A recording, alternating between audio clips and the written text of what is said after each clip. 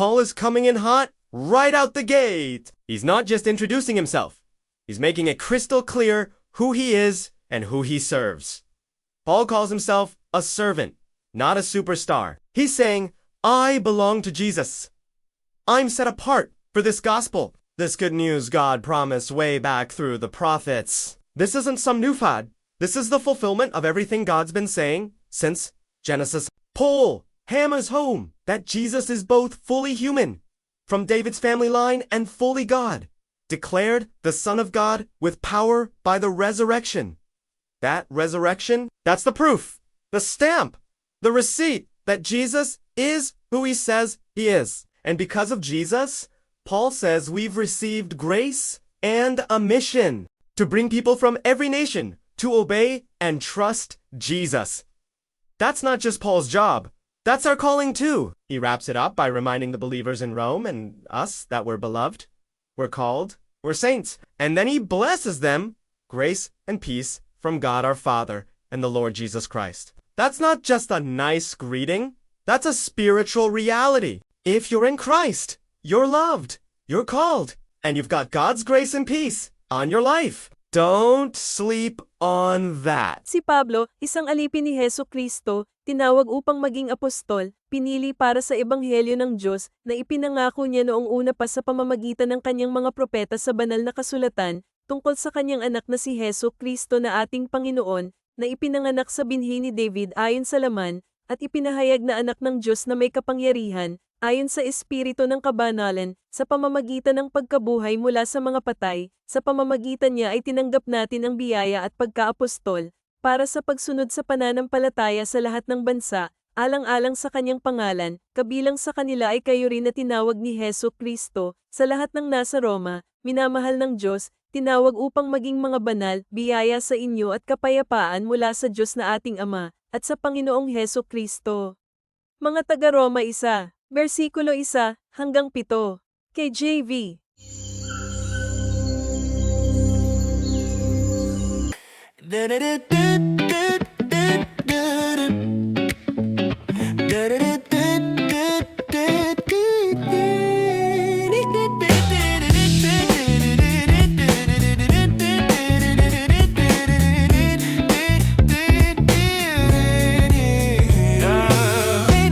Papasok si Paul mula pa lang sa simula. Hindi lang siya nagpapakilala, nililinaw niya ng husto kung sino siya at kung sino ang kaniyang pinaglilingkuran. Tinatawag ni Pablo ang sarili niya na lingkod, hindi superstar. Sinasabi niya kay Jesus, ako nakabukod ako para sa ebanghelyong ito, ang mabuting balitang ipinangako ng Diyos noon ng panahon sa pamagitan ng mga propeta. Hindi ito bagong uso, ito ang katuparan ng lahat na sinasabi ng Diyos mula pa noong Genesis. Binibigyan din ni Pablo na si Jesus ay ganap na tao mula sa angkan ni David at ganap na Diyos na ipinahayag bilang anak ng Diyos na may kapangyarihan sa pamamagitan ng pagkabuhay na muli. Ang pagkabuhay na yun, yan ang patunay, ang selyo, ang resibo na si Jesus ay kung sino sinasabi niya siya. Dahil kay Jesus, sinabi ni Pablo na tumanggap tayo ng biyaya at misyon upang dalhin ang mga tao mula sa bawat bansa upang sumunod at magtiwala kay Jesus.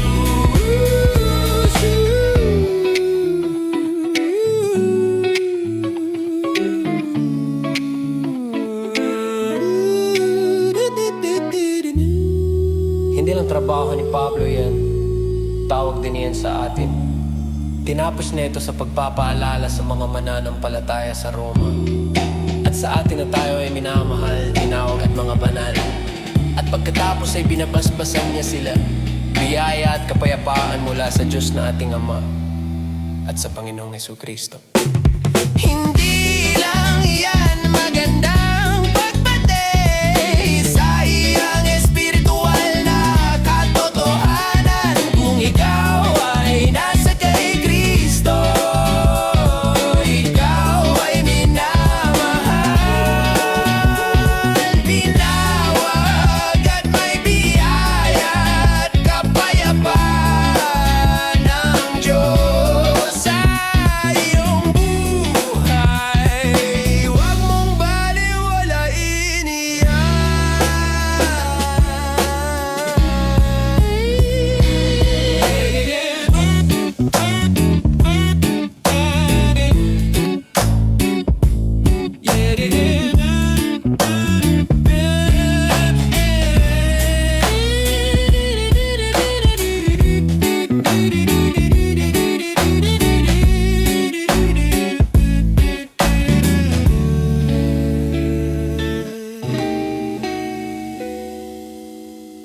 Paki-share po ang channel, Si Jesus ay Hari, sa ikaluwalhatian ng Diyos.